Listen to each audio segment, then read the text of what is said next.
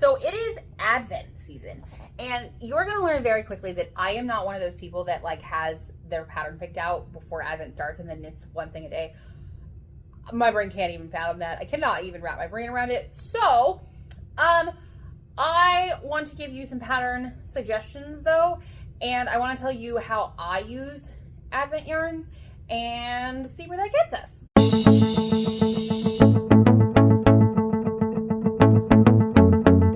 Hello and welcome back to the Knit Life Oils YouTube channel. So today I want to talk about Advent patterns. So Advent yarn patterns? Yeah, like if you get a box of Advent yarn, what do you do with it? So that is why we are in the mini skein corner. They're all down here. You can't see them. And yes, my first answer is probably just collect the mini skeins because that is what I do also.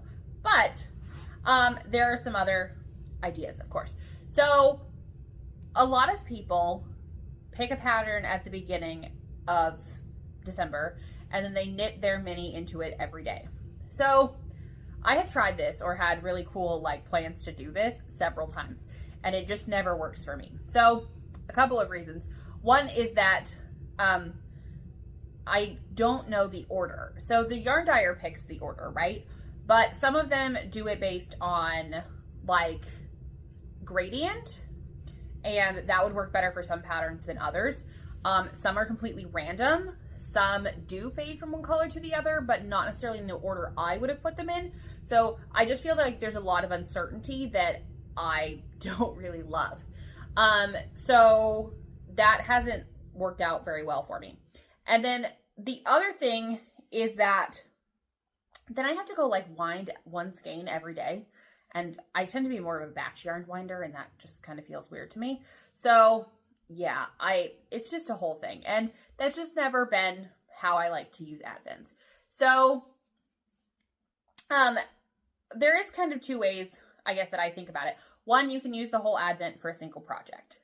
And I've done that maybe once, or maybe just like a mini skein set. But I tend to go with the second option, and that is to split up the Advent into several different projects. So usually I can find like 3 or 4 sets of yarn in an Advent that I kind of feel like really go well together. Like this little collection of pinks and purples and all of those different things. And then I put those into smaller projects, usually accessories like fingerless gloves or cowls or hats and stuff like that. And that has worked really well for me.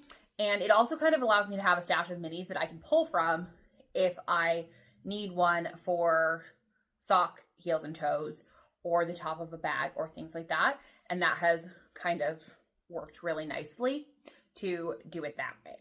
So, okay. But I do want to give you guys some like actual pattern ideas. So I'm going to start with like traditional Advent patterns where you would use the whole Advent kit. So one of my favorite designers for this is Helen Stewart. She has, it's kind of her specialty is to design patterns that use Advent boxes or mini skein sets and stuff like that. And so I've made a lot of her things because I can adapt them really easily. So one of them is called the Habitation Throw. And this is my favorite kind of blanket. So it's a corner to corner blanket, but it gets really, really big and you use your mini skeins to do it. And I started it a couple times, but I haven't ever finished it, and I really want to. I actually have one started that I like the whole vibe of it and want to finish, but I don't tend to be much of a blanket knitter because I need more instant gratification than that. So maybe that's a goal for 2026. We'll see. But yeah, I love the style of this blanket, and I think it would be a really cool Advent. I would also really love to have it in my knitting chair. Maybe it could be the background of all my videos. So another one by Helen Stewart is called the Anthology Throw.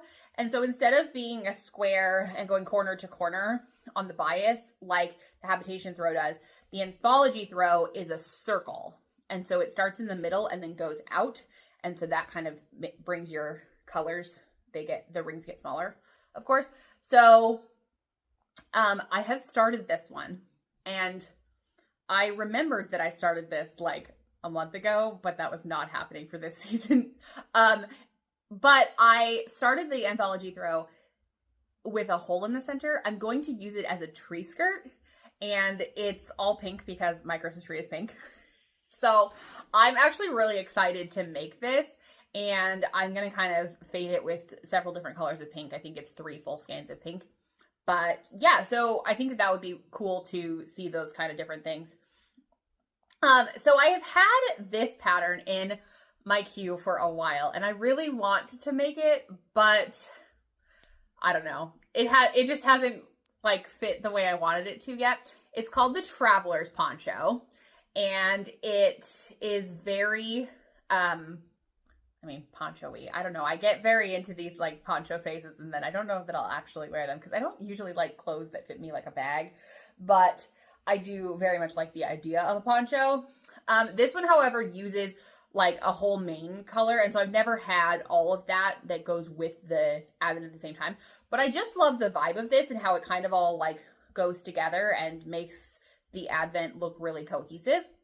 And I think it would be really fun to wear and kind of a staple piece thing. Yeah. Okay. So then another one that I just found is called the Polaris Wrap by Vera Lachmeli. And the really cool thing about this one is that they're little bits of the colors. So it's like little squares and they kind of all go together, which I think would be really cool. And my one thing with this is that I don't usually wear wraps very easily. I have a lot of them in my closet. They're really pretty. Don't know how to wear them. My friend Mackenzie needs to have another class with me on that. So yeah, those are kind of some of my thoughts on advent patterns, using them traditionally with a whole calendar in one project. So now I'm going to give you some ideas for how I like to use them, which is in smaller sets. So one of those is Land of Sweets by Helen Stewart. And this has 24 different sections in it to go with the 24 different minis. But what's really cool about this pattern is that you can intermix them. And so I've done that a lot where I'll like do only 12 of them. Like I'll pick the 12, or I'll expand one section or a few sections that I like and just do 5 of them. So this pattern is really adaptable for whatever number of minis that you have, or scraps, or however you want to pull those out. Another one that I do this with is Heartwarmer by Justina Lorkowska. And I have made so many of these. So if you look here, there are 5 different sections, and hers is one color, but I split them. So I split them on the sections. So this top section is lace, and then there's a ribbing. So I don't tend to like the other section of this, and I love baubles, so I double the bauble section. So this is another section. And there's 2 different colors here. So this is actually 6. 1, 2, 3, 4, 5, 6 colors. And then this is a different broken rib, and this is a different lace motif. So, and then there's ribbing on the top, and I chose to keep those in the same colors of their sections. But I love the way that this works up, and usually I can definitely find 5 or 6 that I would like to put together into one project. Another one that this would totally work with is, so this is called Eyes in the Night. So I used 2 different colors in this. The pink is the main, and then this variegated teal and pink. I really didn't use very much of the variegated teal and pink, but I think this would be really cool if you did like 1, 2, 3, 4 different minis, and then the main color. That would be a really cool way to use a set of those in a single cowl. Okay. Another cowl I was looking at is the Scrapped Easy Scraps Bias Cowl by Ashley Wempe. And this is kind of the same concept as the habitation throw on the bias, where you do increase and then decrease to kind of offset it. So it goes like this, but it ends up straight. And it has holes and stuff, and yeah, looks cute. But this is a cowl version of that. So it's adaptable. You can make it super long to do multiple loops. You can make it super short to only do some loops, things like that. And then you can use as many minis as you want, or put them in the color order that you want and things like that. Where's my other ones? Okay. So this one I have lots of examples, but I've given a lot of them away. But so these are my Musselburghs. You've probably heard me talk about them. I really love making Musselburghs. these are both full skeins, but easily they can be mini skeins. And I'm going to show you one that I did in mini skeins. And I used 5. So typically the Musselburgh pattern is a little bit short of 1 full skein for fingering weight. DK, it tends to take more than 1, but fingering weight I can do with, and I have some left over. So 5 mini skeins is a little bit too much. So either you end the mini skeins early or you can do 4. That's what I would suggest if you wanted to use all of the mini skeins, would be to do 4, depending upon what size you're making and things like that. But yeah, I've had a really good time with that. And the cool thing about this is that, so the Musselburgh pattern goes like this, right? So it's basically a tube and then you put it together. So when you make it in minis, the really cool thing is that the 2 sides are completely different. So you basically get 2 hats that are in different colors. So this side would be one set of colors, and then you flip it and the inside would be a completely different set of colors. And I just think that that's super awesome. And then you get 2 hats in one. So that is one thing. So I've been looking at this fingerless mitts pattern, and it's called Petals of Love. And what I love about this is that it has a small section of color. So that would be perfect for a mini or multiple minis. And then it has the background. So you can use your minis in a project. You could do multiple of these and that would look really awesome. And I love the small pops of color that really make those mini skeins stand out.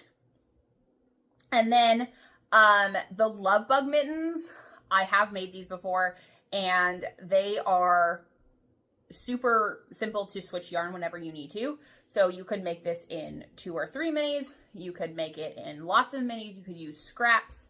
I like to make mine match somewhat similarly, so I would probably split them between the 2. Oh yes, and I forgot. I'm going to throw in one more. So I have been obsessed with the Grid Gambit cowl this year. So this is what it looks like. And it is written for DK weight yarn. So if you have fingering weight minis, then I would double them to fit this pattern. But you can actually see what it would look like in this cowl. But this was a gradient double knit sock link. So it did it on its own, but you could totally do this with minis. So the one background color and then the other contrasting color would be the mini skeins. And then I would double them if that's what you have. If you have fingering, or if you have DK, you can just hold it singularly. But then I would just knit until you run out of it. So I think this one, the other one I did was pretty similar, of 1, 2, 3, 4, 5, maybe 5 or 6 minis. And if this was fingering weight, you would have to double the yardage on that. So it would probably be more like 10 if you switched those colors that frequently. But I think that would look really cool. I actually might do that. That sounds really exciting. All right. So I think that is it. I hope that gave you some fun, maybe different ideas than just kind of a traditional opening Advent every day, because that's not really my style. But I have found ways to have a lot of fun with my Advent boxes over the years, and I hope that you do too. Have a great holiday season, and I will talk to you soon.